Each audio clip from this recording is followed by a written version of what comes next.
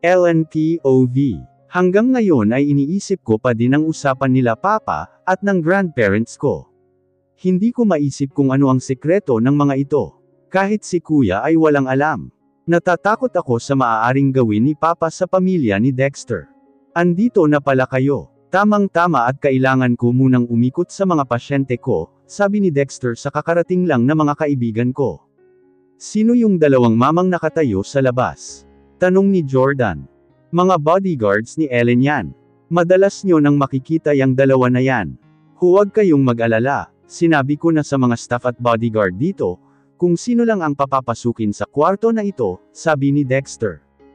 O paano alis na ako? Siya nga pala may darating mamaya, yung pagkain na ipapadala ni mama. Kainin yung magkakaibigan, sabi pa ni Dexter.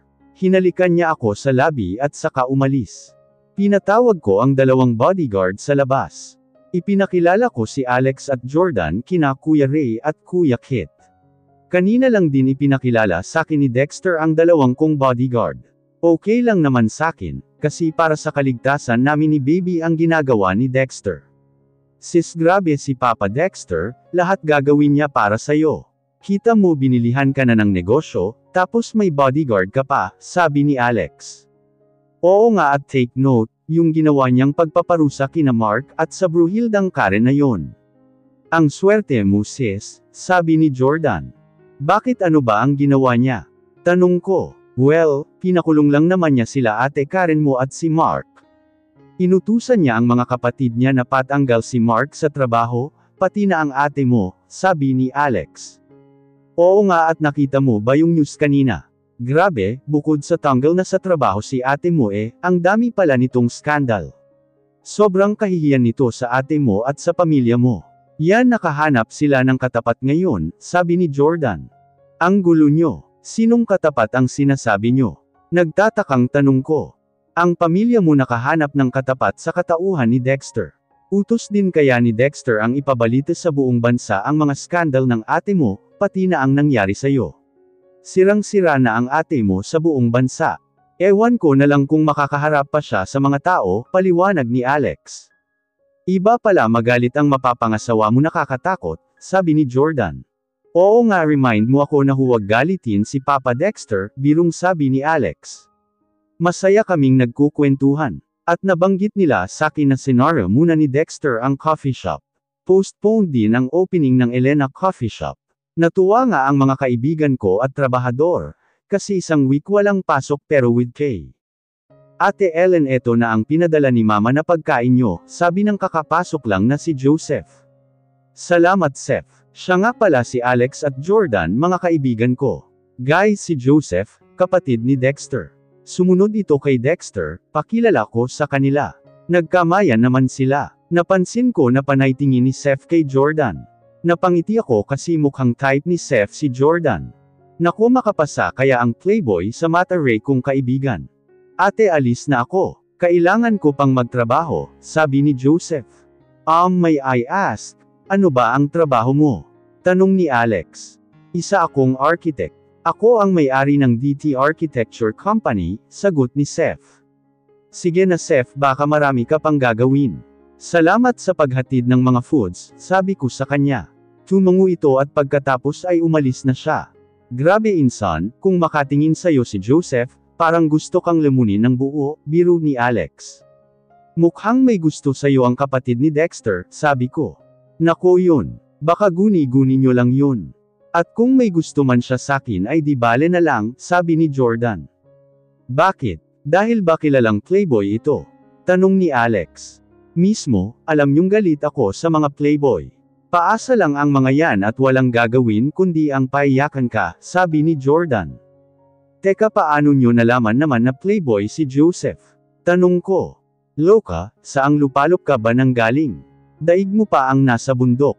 May TV naman tayo. Ni minsan ba ay hindi mo nakita si Joseph, o ang buong pamilya niya sa TV? Tanong ni Alex. Hindi sabi ko. Umiling-iling naman ang mga kaibigan ko. Ewan ko sa'yo Ellen. Basta ako hindi ako magkakagusto sa mga playboy, na katulad ng magiging bayaw mo, sabi ni Jordan. Naku, mukhang mahihirapan ang kapatid ni Dexter sa kaibigan natin, natatawang sabi ko. Pwede ba tigilan niyo ako ha, naiinis na sabi ni Jordan. Oo, natitigil na kami. Napipikon ka na nakangiting sabi ni Alex. Kumain kami ng mga pinadala ni Mama Letty. Ang sasarap ng mga ulam. Kerker at buttered shrimp. Tapos may pinadala pang mga bagong bake na cupcakes. Grabe sarap na sarap kumain ang dalawa kong kaibigan. So sis, napag-usapan nyo na ba ang kasal nyo? Tanong ni Alex. Hindi pa. Sabi lang niya as soon as possible Hindi ko alam, sabi ko. Maggagabi na pero hindi pa bumabalik si Dexter. Hindi ko alam pero parang namimiss ko ito. Hoy! Ang lalim ng iniisip mo dyan, sites sakin ni Jordan. Ang tagal kasi ni Dexter Gabi na pero wala pa siya, sabi ko. Namimiss mo. Ellen, umamin ka nga samin, may feelings ka na ba sa kanya? Tanong ni Alex. Napatingin naman ako sa kanila. Hindi ko alam. Posible ba yun? Masaya ako pag nandyan siya. Hinahanap ko siya pag wala siya sa tabi ko. Feeling ko hindi kontento ang araw ko, pag hindi ko kasama o nakakausap man lang si Dexter. Hindi ko maintindihan ang nararamdaman ko, sabi ko. Hindi ka ganyan nung kayo pa ni Mark, di ba? Tanong ni Alex. Hindi nga, sagot ko.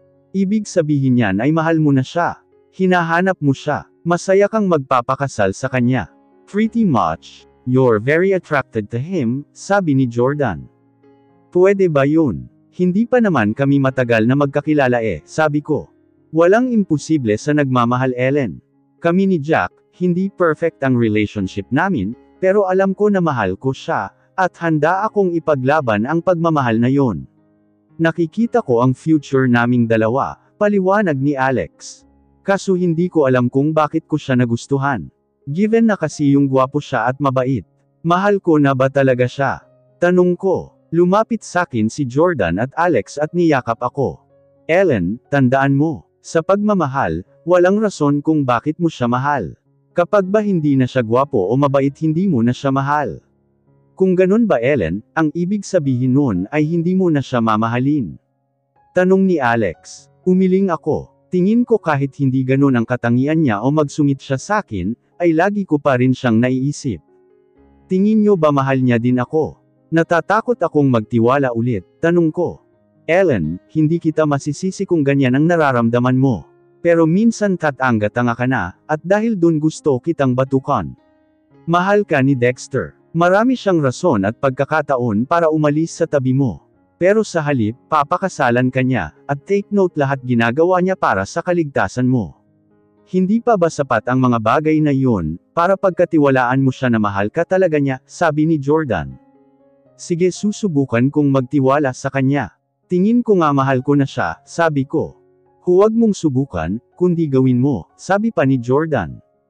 Napag-isip-isip kong tama sila. Tingin ko hindi ko na kaya nang wala si Dexter sa buhay ko. Napagpasyahan ko na, simula ngayon ay pagkakatiwalaan ko na siya, at mamumuhay ng kasama ang anak namin. Nandito pa din ako sa aking kwarto. Masama ang pakiramdam ko. Sabi ni Grandma morning sickness daw ito, pero hindi lang ito ang dahilan kung bakit masama ang pakiramdam ko. Nasample na naman ako ni Ate Karen dahil kay Mark. Hindi man lang sinabi ni Mark ang totoo, kaya naman galit na galit ako sa lalaking iyon. Tumawag kanina si Dexter, hindi ko alam kung bakit masaya ako pagkausap ko siya. Para bang nawawala lahat ng sakit na dinaramdam ko pag nakakausap ko siya. Hindi ko na sinabi sa kanya ang mga ginawa ni Ate Karen sakin.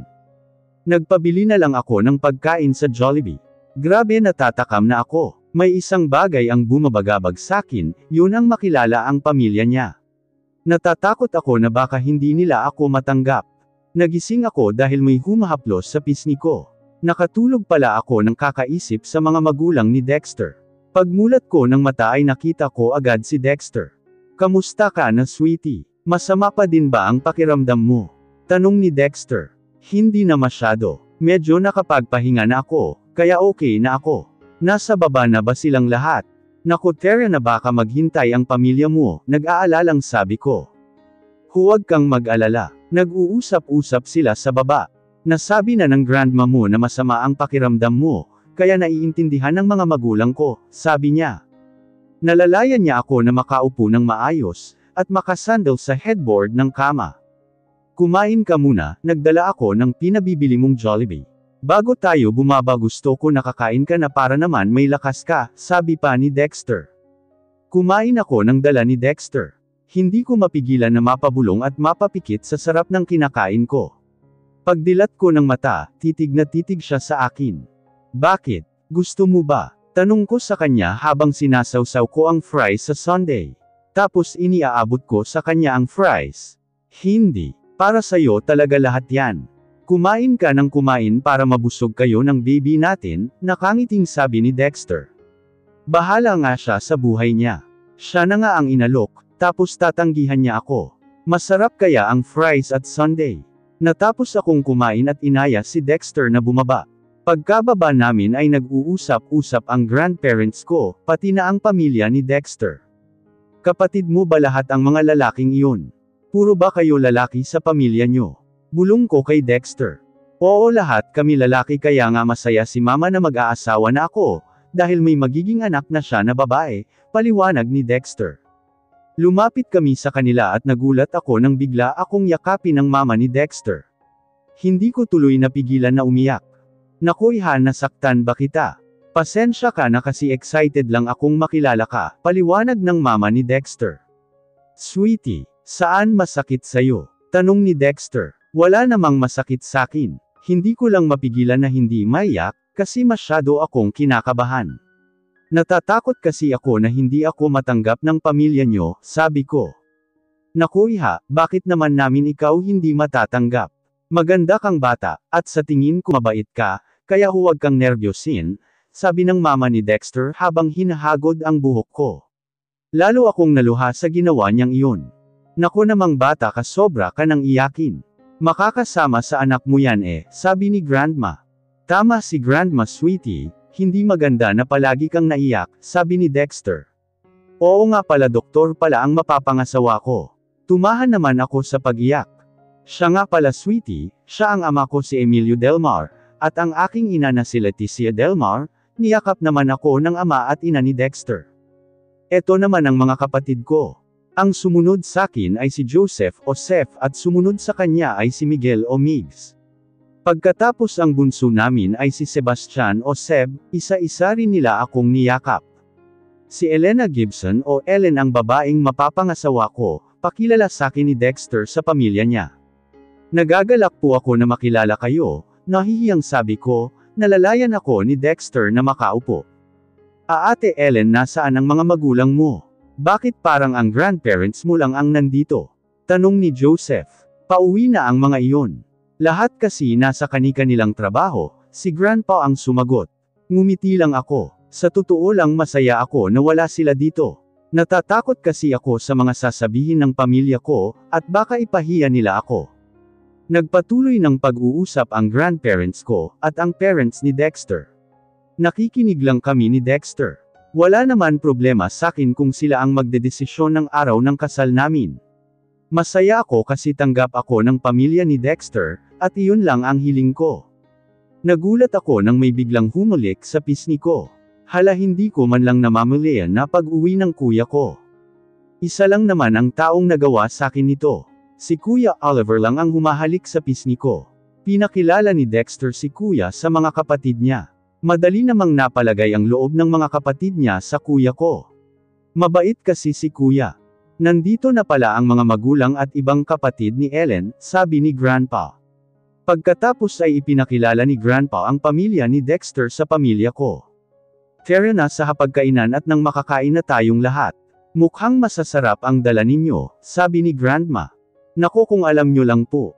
The best po kasi ang mama namin pagdating sa pagluluto, sabi ni Dexter. Nagpuntahan kami sa hapagkainan, nalalayan ako ni Dexter na maupo. Bago po tayo kumain may gusto lang po ako sanang gawin, sabi ni Dexter at pagkatapos ay lumuhad ito sa harap ko. Pagkatapos ay nanlaki ang mata ko, dahil sa inilabas niyang maliit na kahon. Alam kong huli na pero gusto ko pa ding gawin ito sa harap ng pamilya natin. Ellen, nung una pa lang kitang makilala ay nabighani na ako sayo. Masaya ako at nakilala kita, at lalo pa akong naging masaya dahil magkakaanak na tayo. Iniisip ko nga kung dapat ko pa ito itanong, pero gagawin ko pa din. Ellen, gustong-gusto kita makasama habang buhay. Sana bigyan mo ako ng chance na ipakita sa'yo ang lahat ng nararamdaman ko. Mahal kita, sweetie. Will you marry me? Sabi ni Dexter. Napaluhan na naman ako. Dapat pa bang itanong yan at sagutin? Syempre yes ang sagot ko. Dexter, yes. Yes. Masayang sagot ko. Isinuot sa akin ni Dexter ang singsing. Mukhang mamahalin ito kasi ang laki ng diamante. Pagkatapos ay hinalikan niya ako. Nagpalakpakan silang lahat, syempre maliban sa pamilya ko. Ano pa bang bago? Nagpatuloy kami sa pagkain, at pagkatapos ay nag-usap na tungkol sa kasal.